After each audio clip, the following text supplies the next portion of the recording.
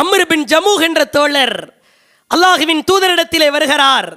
அல்லாஹுவின் தூதரே, எனக்கு இயற்கையிலேயே பிறவியிலேயே கால் ஊனமாக இருக்கிறது.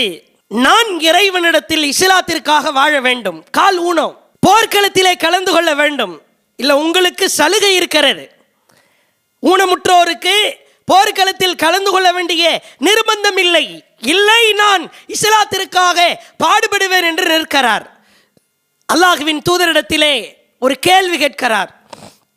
யா ரசூலல்லாஹ், அரைத்த நான் இந்த போர்க்களத்தில் கலந்து கொண்டு இஸ்லாத்திற்காக இன் காத்தல் துஃபி சபீலில்லா, அல்லாஹ்வுடைய பாதையில் மார்க்கத்திற்காக கலந்து கொண்டு ஹத்தா உக்குத்தல், அந்த போரில் நான் கொல்லப்பட்டு விட்டால் அவருடைய கவலையை பாருங்கள். அல்லாஹுவின் தூதரிடத்திலே கேட்கிறார். அம்ஷி பி ரிஜிலி ஹாதிஹி ஸஹீகத்தன் ஃபில் ஜன்னா, நான் நொண்டி நொண்டி நடக்கிற இந்த கால்கள் சொர்க்கத்திற்குள்ளே நுழைகிற பொழுது சரி செய்யப்பட்ட நிலையில் உள்ளே நுழைவேனா? கவலை. அல்லாஹ்வுடைய தூதர் ஒரு வார்த்தையில் ஆம் என்கிறார்கள். போர்க்களம் நடக்கிறது, ஷஹீதாக்கப்படுகிறார், ஜனாசா முன்னிலையில் இருக்கிறது. அம்ர் பின் ஜமூஹிற்கு ஜனாசா தொழுகை வைக்க அல்லாஹ்வுடைய தூதர் நிற்கிறார்கள். அப்பொழுது கண்ணீர் மல்க சொன்னார்கள். கண்ணீ அந்துர், எனக்கு காட்டப்படுகிறது அம்ர் பின் ஜமூஹை அல்லாஹ் எடுத்து காட்டுகிறான். இப்பொழுது அவர் சொர்க்கத்திற்குள்ளே போக போகிறார், நுழைய போகிறார். சொர்க்கத்தின் வாசலிலே நிற்கிறார். உள்ளே நுழைந்து விட்டார். எப்படி நுழைகிறார் தெரியுமா?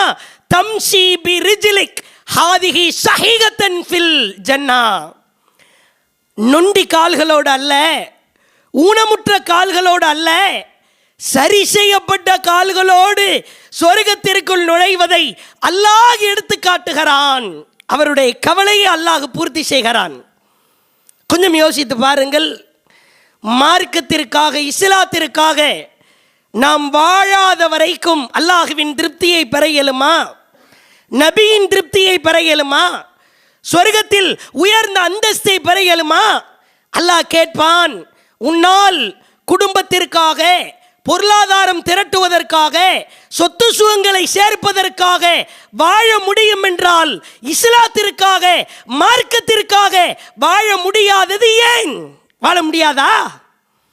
அனைத்திற்காகவும் வாழ்கிறாய், பங்குகளை ஒதுக்குகிறாய், நேரத்தை ஒதுக்குகிறாய். இஸ்லாத்திற்காக நாம் ஆற்றிய பங்களிப்பு என்ன? நீங்கள் செய்தது என்ன? ஒவ்வொருவரும் கேள்வி எழுப்புவோம். பதில் இருக்கிறதா என்று பார்க்கலாம்.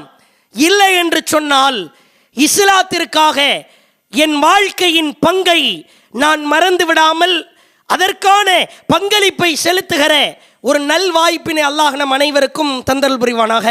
வாஹிர் தஅவானா அல்ஹம்துலில்லாஹி ரப்பில் ஆலமீன்.